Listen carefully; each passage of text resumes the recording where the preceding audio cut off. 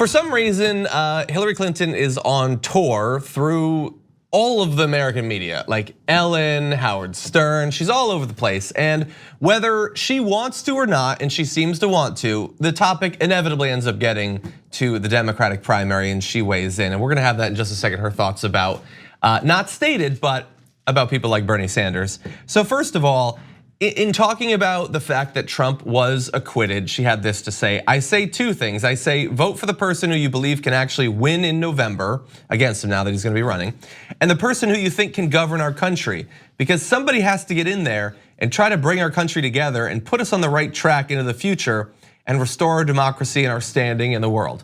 I start with that to let you know that she doesn't exclusively come in guns blaring, but we're gonna have that for you in just a little second. It's just so weird, the position people contort themselves into. And this idea that, and it's so sad because there's things people believe that most Americans agree on. And for some reason, there's a mental block against voting for someone who also backs those things. And I understand it. I understand that mental block because 75% of Americans wanted witnesses in the impeachment trial, and only 47% of maybe 48% of the Senate voted that way. Yeah. So that's like our baseline for like trusting our own instincts. We can't. It's supposed to be a representative democracy, but there's so many steps in between democracy and our representatives that it ends up being this weird, like kaleidoscope view of America. It's very strange, but for this, I get this is the setup. This is the setup for her. Setup. And I do think people like her have this weird other like malfunction in their brains where it's like they had a definition for electability going into 2016. That definition was proven utterly wrong, but for some reason they're not abandoning that definition. They can't accept that, yeah. Well, actually, we're gonna have that in just a sec. So she went on to say, who do you think can win? Because if you don't win, you can't govern, obviously. And who can best govern at a very difficult time in American history? Okay, that's fine. She's an interesting person to be expressing that, but that's fine. Right. She says, it seems to me more than ever that we need somebody who's going to go in. Oh, sorry, this is Ellen. This is Ellen. It seems to me more than ever that we need somebody who's going to go in and be able to steer the ship in the right direction instead of going to the extreme. And I could be wrong, but I believe, look, I think Hillary would have eventually ended up sort of talking about Bernie, but I do also think that the people that bring her onto their show are like, yeah. They want to get her there. Talk about Bernie, and she would have, and she wants to, and when you poke her, she will. But I think Ellen right there is trying to get her to slam certain candidates. We're already pointed in an extreme direction. A turn toward the extreme opposite direction is still a turn in the direction a moderate person would go first. You got to pass moderate before you get to the other extreme. Yeah. And by the way, I know that they will never accept this, but Bernie Sanders actually does have a theory about how you bring people together.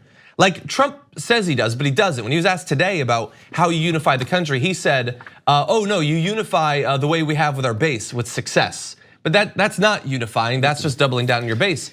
Bernie actually believes that we can cut across regular ideological and party lines by organizing around the actual interests of a large percentage of the American public who have been ignored for decades and decades by politicians. Yeah, well, Trump's definition is wrong. Trump's definition should be, has been, I'm gonna get the economy going in this way. This is my economy definition of success. And I will get reelected based on that, right? Yeah. But there's polling out, like I think this week saying that whereas in the past, if people said, yes, that definition of the economy, we are going in the right direction economically. In the past, something like 90% of people who answered, yes, the economy is going in the right way, voted for the incumbent. But right now it's 50%, 52, 54% of people who think the economy is going in the right way. And I think that's kind of warped by the way economic success has traditionally been defined in terms of like S&P 500. But even that, like his rhetoric and people's exhaustion with it and his inability to really acknowledge that people also consider like how much healthcare costs to be in line with economic success. Like he has failed by his own definition of the economy. Yeah. Yeah, that's I had not seen that stat. So now let's jump into the money stuff. So she was asked by Ellen about her comments from the documentary that came out a bit ago, slamming Bernie as nobody likes him, nobody wants to work with him. Yeah, nobody liked him right into the lead of the popular vote in Iowa. So she said, well, it's from the film, which was probably filmed about a year and a half ago or so. So it wasn't in the midst of an election. But at the same time, she doubled down by saying she has, quote, a clear perspective about what it's going to take to win. Well, I wish she'd had that earlier. And look, I know, look, I've pointed out a million times that she won the popular vote, and I think that does matter. But it doesn't matter as much as winning matters because you didn't win and because you're not winning. Now she goes on to say, people can have their own opinions about anybody in public life. That's a free country, you get to do that. You've got to be responsible for what you say and what you say you're going to do. And if you promise the moon and you can't deliver the moon, then that's going to be one more indicator of how we just can't trust each other. So presumably Bernie is promising a lunar voyage. Right, and she promised, so by her definition, she promised, I don't know, like a moon pie, and she couldn't even deliver that. Like, and that's the thing that's very frustrating with Democratic Party moderates is that they go in with their second or third offer, and they think that it's the respectable thing to do. I think they're wrong about what Bernie's first offer and even Elizabeth Warren's like original position on healthcare is. That first offer is viable because people believe in it. People and the Democratic caucuses in Iowa believed in that kind of healthcare system, and somehow Hillary has convinced herself that it's a pie in the sky dream when it really isn't because people support it. Yeah. And that's what's frustrating is they think that if you come in with a strong position, negotiation wise, or just it's either Bernie has a strong negotiating position or he just actually is saying what he believes. I think both of those things are appealing, but for some reason to moderates like Hillary Clinton, that is somehow disingenuous and somehow like gonna bite you in the butt in the end after you win. But that would be after winning. That's a good problem to have because you've already won, as opposed to putting yourself, as Elizabeth Warren did, as she pivoted away from a strict Medicare for all, single payer, all the way system. You end up putting yourself in a weird position where you've already negotiated away the House. Yeah, and then to make it basically the same as what Trump is doing, it's just another way that we can't trust each other.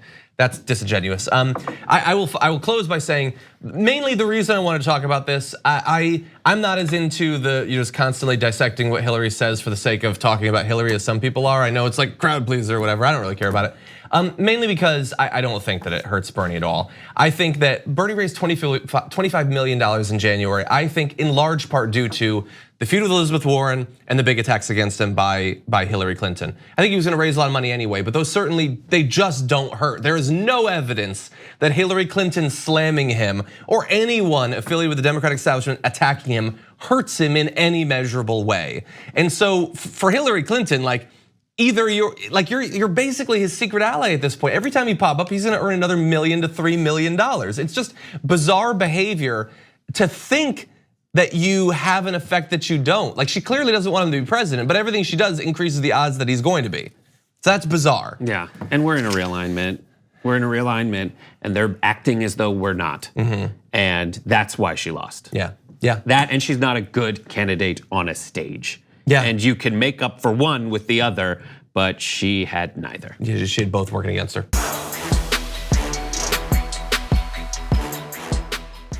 Check out the Damage Report podcast each day, wherever you get your podcasts, whether Pocket Casts or Stitcher or iTunes. You can join me as I give you the news and stories you want, with a range of co-hosts and interview guests jumping in on the fun each day. Again, that's the Damage Report, wherever you get your podcasts. And if you get them at iTunes, don't forget to rate and review. Sometimes I'll read them live on the show.